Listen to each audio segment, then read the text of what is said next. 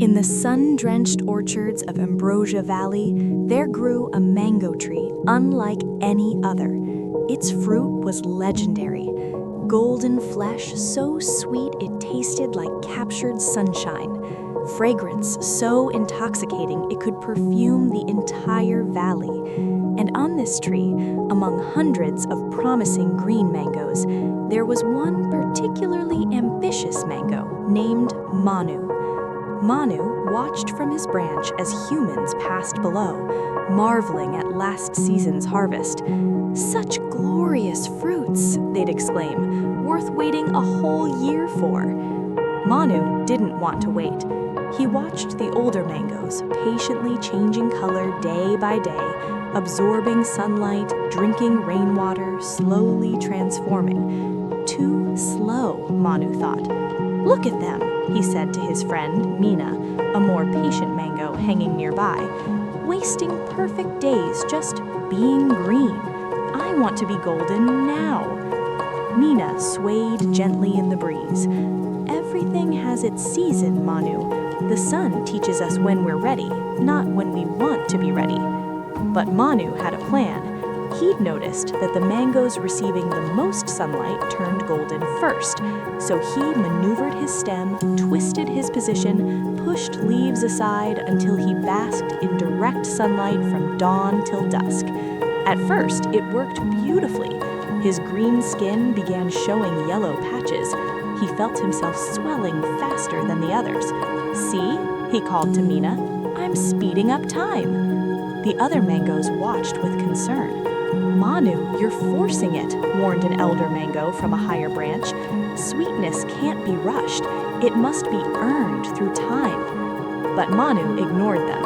He even tried to absorb extra moisture during night dews, stretching his skin thin to hold more water. He grew larger, his yellow patches spreading. He looked almost ripe weeks before anyone else. Then came the day he'd been waiting for. A perfect golden hue covered him entirely. "I'm ready," he announced triumphantly. "First mango of the season."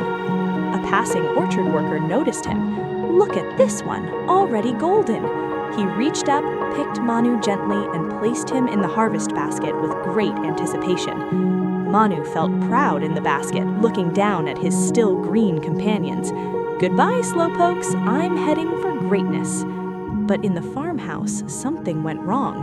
When the farmer's wife cut Manu open, her face fell. The flesh was pale, almost white. She took a tentative bite, then spat it out immediately. "Sour," she exclaimed, "and the texture, it's stringy, not smooth. This mango was picked too soon." She placed Manu's uneaten halves on the compost pile. From there, Manu could see back to his tree. He watched Mina, still green but glowing with health, still waiting for her perfect moment. Days turned to weeks. Manu, now brown and decaying on the compost, watched as his friends transformed naturally. He saw Mina gradually turn from green to yellow to deep orange. He saw her swell to just the right plumpness. He saw her fragrance begin to waft even from this distance. The day Mina was picked, it was a celebration. The same orchard worker who had picked Manu now approached Mina with reverence. "Now this," he murmured, "this is perfection." Manu watched as Mina was carried not to the kitchen, but to the front of the farm stand with a special harvest sign. He watched as people gathered, drawn by her incredible fragrance. He watched as the farmer's wife cut Mina open, revealing deep orange flesh that glistened like amber. He watched as she took a bite, and her eyes closed in bliss. Pure sunshine. This is why we wait. From the compost, Manu finally understood. His rushing hadn't created success, it had created something that looked like success but wasn't. His golden skin had been a costume, not an achievement. His size had been inflation, not growth. That evening, as worms began transforming his failed flesh into compost that would feed next year's tree, Manu had one final thought. Maybe my purpose wasn't to be the first ripe mango, but to be the lesson about waiting. We live in a world that celebrates early achievement, quick results, and accelerated success. But nature teaches us a different wisdom. True ripeness cannot be rushed.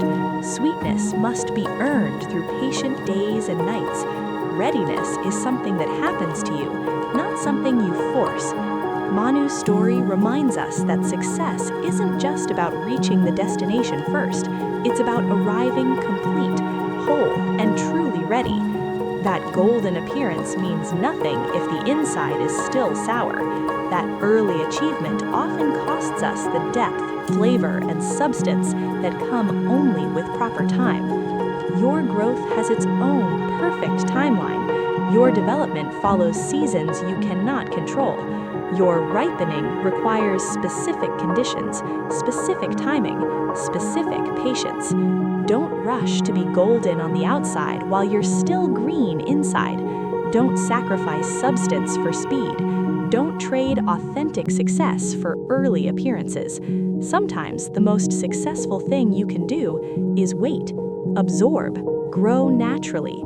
Trust the process. Because when you finally do ripen, truly ripen, you'll be worth every moment of the wait. If you're tired of rushing and ready to trust your natural timing, subscribe to Life Lessons for more stories about patience and authentic growth. Click the bell to learn nature's wisdom about perfect timing. In the comments, share when have you learned that waiting made something better. Your patience story might help others trust their process.